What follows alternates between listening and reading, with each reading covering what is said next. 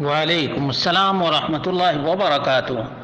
اللہ رب العالمین خیر و عافیت میں رکھے۔ سوال بڑا ہی عجیب سا ہے کہ بعض خواتین کا کہنا ہے کہ کھڑے ہو کر کنگھی کرنے سے بال قرض میں جکڑ جاتا ہے، اور یہ کہ کھڑے ہو کر کنگھی کرنا یا رات کے وقت کنگھی کرنا سنت نبوی کے مطابق ممنوع ہے۔ یہ تمام باتیں بے سر و پا ہیں۔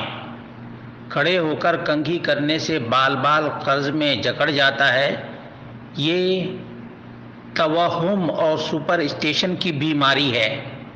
اس کا علاج ایسی خواتین کو کر لینا چاہیے۔ وہم کی بیماری یا توہم کی بیماری یا بدشگونی یہ بدعقیدگی کی علامت اور نشانی ہے۔ بال کھڑے ہو کر بنائیں یا بیٹھ کر بنائیں، اس کا قرض سے کیا تعلق ہے سوائے بدعقیدگی کے؟ بدعقیدگی ہے۔ اور یہ کہ کھڑے ہو کر کنگھا کرنا یا رات کے وقت کنگھا کرنا سنت نبوی کے مطابق ممنوع ہے، کس نے کہا ممنوع ہے؟ ایک شادی شدہ خاتون کے لیے لازم اور ضروری ہے کہ وہ اپنے بال کو سنوارے اور اپنے آپ کو خوبصورت بنا کر اپنے شوہر کے سامنے جائے، چاہے رات کا وقت ہو یا دن کا وقت ہو۔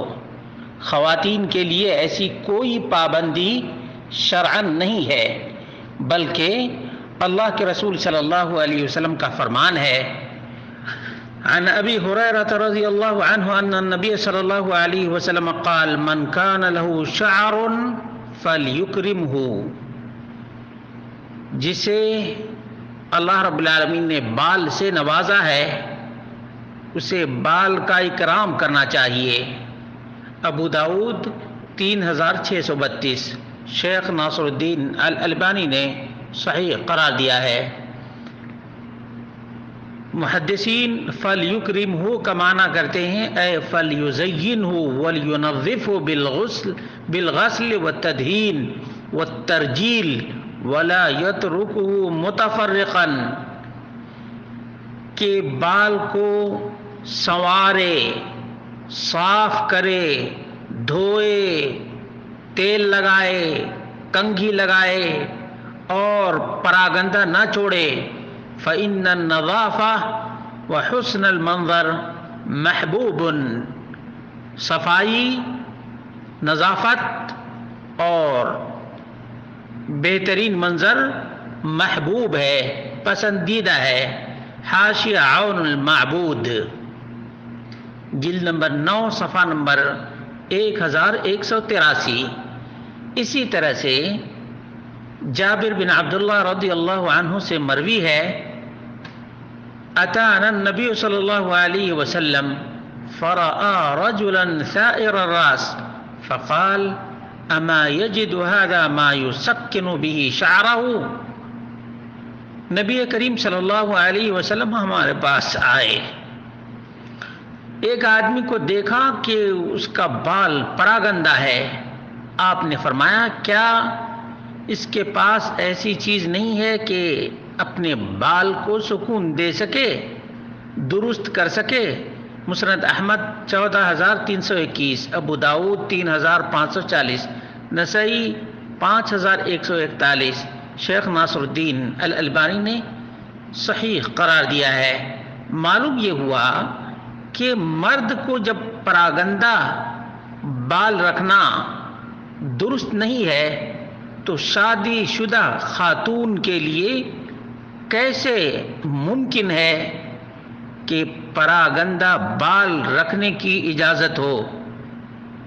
بلکہ شادی شدہ خاتون جس کا شوہر موجود ہو اسے ہمیشہ اپنے شوہر کے لیے بن سنور کر رہنا چاہیے اور اپنے آپ کو بہترین منظر میں اپنے شوہر کے سامنے پیش کرنا چاہیے، کیونکہ شادی شدہ خاتون کے لیے اپنے شوہر کے پاس بہترین شکل میں جانا مرغوب ہے، مطلوب ہے، ممنوع نہیں ہے، ممنوع نہیں ہے۔ جس نے بھی یہ کہا کہ سنت نبوی کی روشنی میں ممنوع ہے، اس نے جہالت اور نادانی کی بات کی ہے۔ اللہ رب العالمین سے ایسی خاتون کو ڈرنا چاہیے، اور شادی شدہ خاتون کو ہمیشہ ترغیب دینا چاہیے کہ اپنے شوہر کے لیے چاہے رات ہو یا دن ہو، کبھی بھی اپنے آپ کو بہترین شکل میں پیش کرنا چاہیے تاکہ شوہر اپنی بیوی کی طرف مائل ہو۔